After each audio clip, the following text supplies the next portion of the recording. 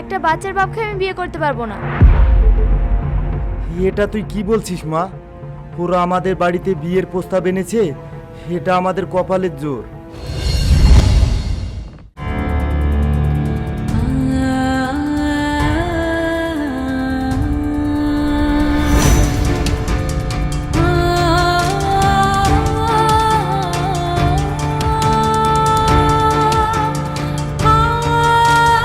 বউকে কি বাজারে পুতুল মনে করিস? প্রত্যেক ঘরে একই কাহিনী, বউ মানে স্বামীদের কিনা গোলাম।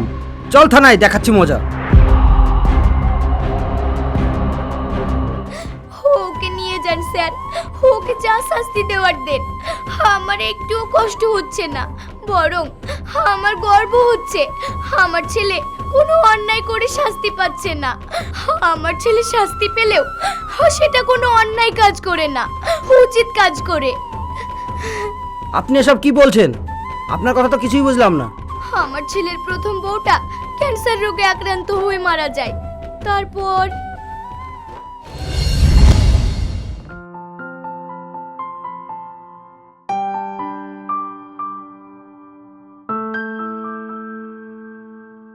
শান্ত, শান্ত, ঘরে কি করছিস বাবা? শান্ত, সবসময় এভাবে মন খারাপ করে বসে থাকলে হবে? বৌমার যতদিন আয়ু ছিল ততদিন বেঁচে ছিল। তুই বরং একটা কাজ কর, তুই আবার বিয়ে করে নে। রিনার আমাকে ছেড়ে যাওয়া দুদিনও হয়নি, আর তুমি এসব কি বলছো মা? দুদিন কেন, আমি আর কোনোদিনই বিয়ে করব না। তুই না চাইলেও এই ছোট মেয়েটার মুখের দিকে তাকিয়ে তোকে বিয়ে করতেই হবে। সে তুমি যাই বলো মা, আমি কোনো মতেই বিয়ে করতে পারবো না। দিদা, আব্বু বিয়ে করলে আমি আমার মাকে পেয়ে যাব? আব্বু, তুমি বিয়ে করো না, মাকে ছাড়া আমার একদম ভালো লাগে না। তুমি আমার মাকে এনে দাও না আব্বু। আমি রায়পুরের মতির মেয়ের সঙ্গে তোর বিয়ে দিতে চাইছি। মতির অপারেশন হওয়ার পর ও আর ঠিক মতো কাজ করতে পারে না। ওর মেয়ের বিয়ে নিয়ে ও খুব চিন্তায় আছে। তোর জন্য যদি বিয়ের প্রস্তাব দিই, আশা করি ওরা না করবে না। ভালোই হবে, একটা অসহায় বাবা চিন্তামুক্ত হবে, আর আমাদের আফরিনও মায়ের আদর ভালোবাসা পাবে।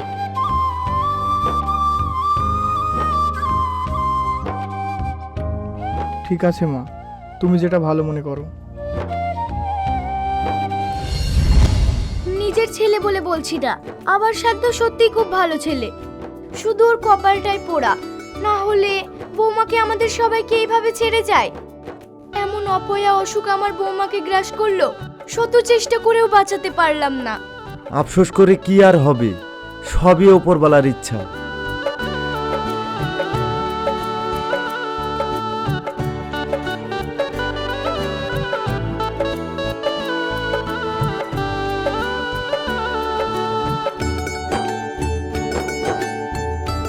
বাহ, মেয়ে তো খুব সুন্দর দেখতে। নেন বিয়ান, মিষ্টি মুখ করেন। আগে যা হয়েছে ও নিয়ে মন খারাপ করবেন না।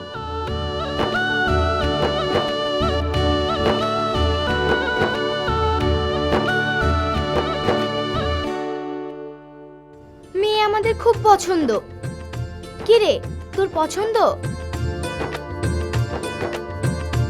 আপনাদের যদি কোনো আপত্তি না থাকে, আমরা বিয়েটা তাড়াতাড়ি সেরে ফেলতে চাই। আমাদের কোনো আপত্তি নেই। তাহলে এই মাসের 17 তারিখে বিয়ের দিনটা ঠিক করি। আচ্ছা, তাই হবে। আমরা তাহলে এখন উঠি, চলো।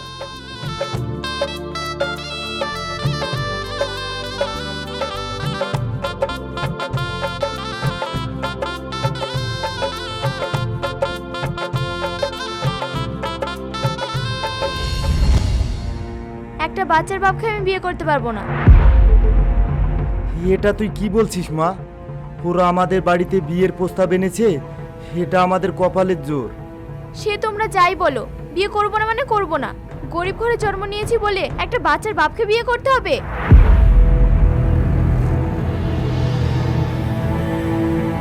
তুমি একটু তানিয়াকে বোঝাও।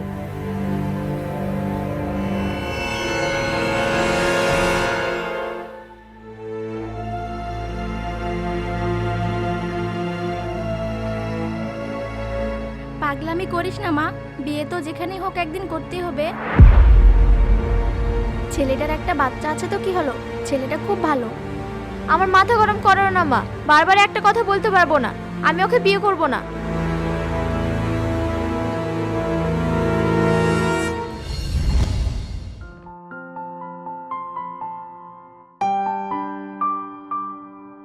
এইভাবে মন খারাপ করে বসে আছো কেন বলো তো? এত কিছু হওয়ার পরেও জিজ্ঞাসা করছো মন খারাপ করে আছি কেন? আরে আমাকে দেখতে এসেছে, বিয়ে তো আর হয়নি। বিয়ে হয়নি, হয়ে যাবে। তুমিই তো বললে তোমাদের বাড়ির সবার নাকি ছেলেটাকে পছন্দ। বাড়ির সবার পছন্দ তো কি হয়েছে, আমার তো পছন্দ না, আমার পছন্দ শুধু তুমি। তারপরেও বাড়ির সবার যখন পছন্দ তখন ঠিকই তোমার বিয়ে হয়ে যাবে। তোমার কি আমার উপর ভরসা নেই? আমি এমন ডিমান্ড রেখেছি ওই ছেলে বিয়ের কথা মুখে আনবে না। কিসের ডিমান্ড? ওরা আমার ফোন নাম্বার নিয়ে যায়। হ্যালো, আমি শান্ত বলছি। হ্যাঁ বলেন, আপনি আমাকে ফোন করেছেন কেন? আপনার সাথে আমার বিয়ে ঠিক হয়েছে, আমি কি আপনাকে ফোন করতে পারি না? না পারেন না, আমার পরিবার আপনার সঙ্গে বিয়ে ঠিক করেছে, আমি আপনাকে বিয়ে করছি না। একটা বাচ্চার বাপকে বিয়ে করে আমার ভবিষ্যৎ নষ্ট করবো কেন? আমি আপনাকে বিয়ে করে কি পাবো? কি চাই আপনার, বলুন। আপনি যে বাড়িতে থাকেন শুনেছি সে বাড়িটা নাকি আপনার নামে আছে, আপনি কি পারবেন ওই বাড়িটা আমার নামে লিখে দিতে? কি হলো, চুপ করে থাকলেন যে? আমাকে বিয়ে করার কথা আপনি ভুলে যান, বাই। সে যদি বাড়িটা তোমার নামে করে দেয় তখন তো তোমাকে বিয়ে করতে হবে। তুমি কি পাগল হয়েছো? এমন ডিমান্ড রাখার পর সে আর কথাই বলেনি। আমাকে বিয়ে করার জন্য কি নিজের বাড়ি লিখে দেবে? আমাকে কি পাগল মনে হয়? আমি ইচ্ছা করে এমন ডিমান্ড রেখেছি যেন ও বিয়ের কথা না বলতে পারে। মানতে হবে তোমার বুদ্ধি আছে। কি এবার খুশি তো?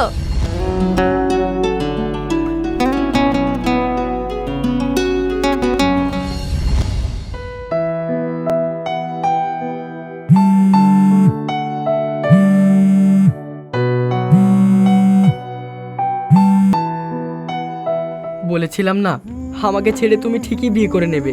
তুমি আমাকে ভুল বোঝো না প্লিজ। আমি কি জানতাম ও আমাকে বিয়ে করার জন্য এই পুরো বাড়িটা আমার নামে লিখে দেবে? ভুল বোঝার কি আছে? হে তো আর নতুন কিছু না। আমাদের মতো গরিবদের ভালোবাসা বড়লোকদের অর্থ সম্পদের কাছে হেরে যায়। বৌমা, বৌমা, একটু এদিকে এসো তো। আগে যেভাবে দেখা করতাম, কথা বলতাম, সেটা এখনো হবে। না তানিয়া, তোমার বিয়ে হয়ে গেছে, আজকের পর থেকে আমাদের আর কথা হবে না। তুমি আমার সঙ্গে আর কোনো রকম ভাবে যোগাযোগ করার চেষ্টা করবে না।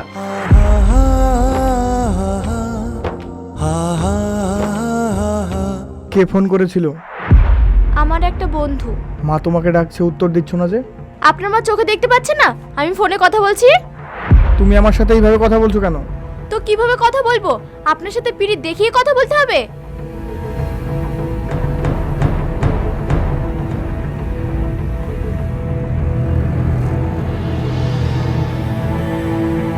হ্যাঁ বলেন, কি বলছেন? এই নাও, এই কাপড়গুলো ছাদে মেলে দিয়ে এসো। এত রোদে আমি ছাদে যেতে পারবো না মা।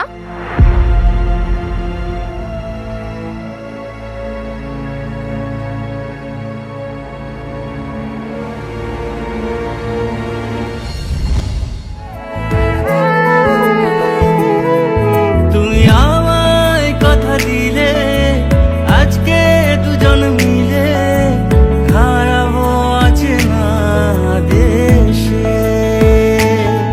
খালি তোমার। এসব কি হচ্ছে বৌমা? দিন দিন তুমি যেন অন্যরকম হয়ে যাচ্ছ। এটা একটা ভদ্র বাড়ি, এই বাড়িতে এসব চলবে না।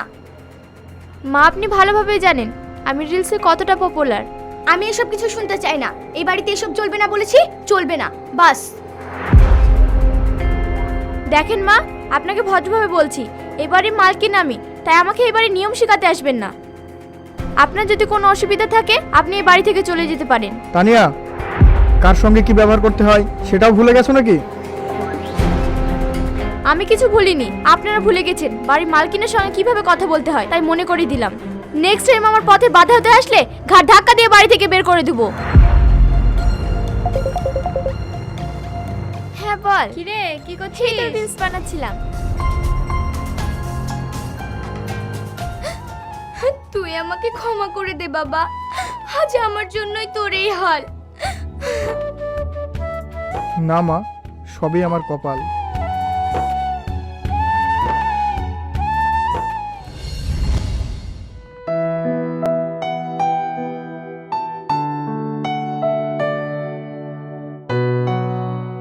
বৌমা, কোথায় যাচ্ছো?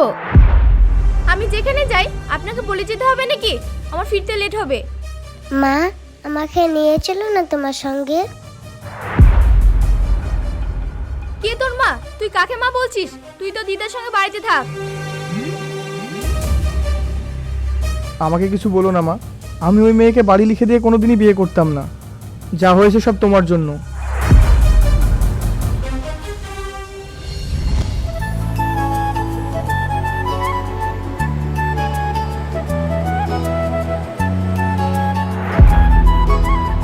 তানিয়া, তানিয়ার সাথে ওই ছেলেটা কি?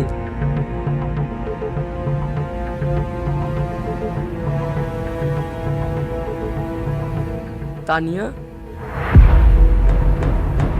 আরে হুমায়ুন, তুমি কেমন আছো? আমি ভালো আছি, তুমি কেমন আছো? আমি ভালো আছি। তোমার সাথে এই ছেলেটা কে? আরে তুমি ওকে চিনতে পারছো না? ওর নাম কিরণ মুন্সি। ওর ইনস্টাগ্রামে 2 মিলিয়ন ফলোয়ার্স। সে যাই হোক, একটা ছেলের সঙ্গে পার্কে এইভাবে বসে আছো, তোমার হাজবেন্ড কিছু বলবে না? কি যে বলো, ওসব কথা ভাবতে গেলে হবে? ইনস্টাগ্রামে আমার 5 লাখ ফলোয়ার্স। তানিয়া, তুমি অনেক বদলে গেছো।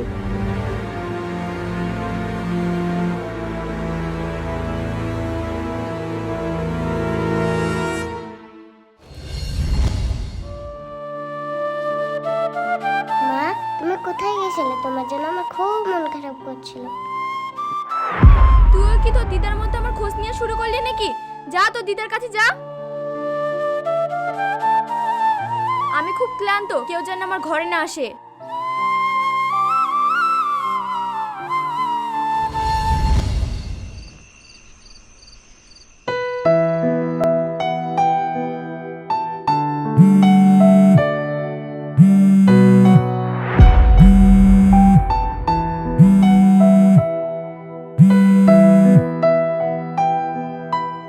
হ্যাঁ রাজ, বলো। কালকে রিলসটা তো ভালোই ভাইরাল হয়েছে, আরে আমার সব রিলসই ভাইরাল। তারপরেও এটাতে সবথেকে বেশি ভিউ দেখলাম। এখন প্রতিটা রিলসে এরকমই ভিউ হবে। এই খুশিতে একটা পার্টি হয়ে যাক। আচ্ছা ঠিক আছে, কাল সন্ধ্যায় সম্রাট হোটেলে দেখা করো আর সবাইকে বলে দিও। আচ্ছা ঠিক আছে, এখন তাহলে রাখি। হ্যাঁ সুমন, কংগ্রাচুলেশন ভাবে, রিলস তো ভালোই ভাইরাল হচ্ছে।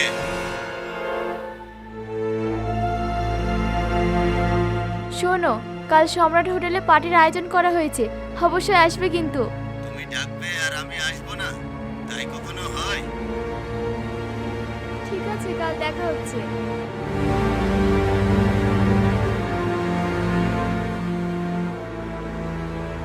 এবার কিন্তু ধৈর্যের বাঁধ ভেঙে যাচ্ছে তানিয়া। এসব কি হচ্ছে? আপনাদের মা ছেলে সাহস দেখে আমার ধৈর্যের বাঁধ ভেঙে যাচ্ছে। আমি নিজে ইনকামের টাকা পার্টি করছি, তাতে আপনাদের সমস্যা কি? বারবার বলছি আমার পথে কাটা হতে আসবেন না, নাহলে সবাইকে ঘাট ধাক্কা দিয়ে বাড়ি থেকে বের করে দেবো।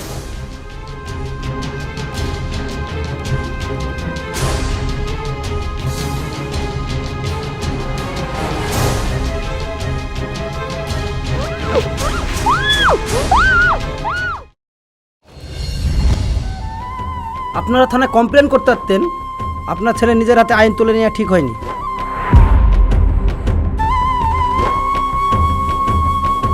এই, ওকে থানায় নিয়ে চল, লাশটাকে পোস্টমর্টমের জন্য পাঠানোর ব্যবস্থা কর।